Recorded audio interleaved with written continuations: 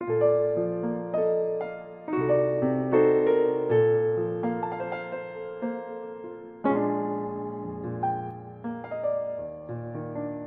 Hals-Nasen-Ohrenarzt bin ich dafür verantwortlich, meinem Team einen möglichst guten Überblick über die anatomischen Strukturen im Kopf-Hals-Bereich zu geben.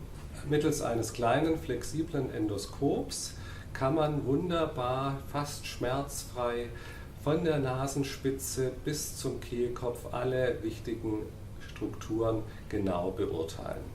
Zum einen zum Beispiel eine Verkrümmung der Nasenscheidewand, Polypen, Veränderungen im Nasenrachen, im Mundrachen vergrößerte Mandeln bei Kindern oder ein vergrößerter Zungengrund. Zungengrund ist das hintere Drittel der Zunge oder auch Veränderungen am Kehlkopf. Die Untersuchung mit dem flexiblen Schläuchlein funktioniert in kleiner lokaler Betäubung.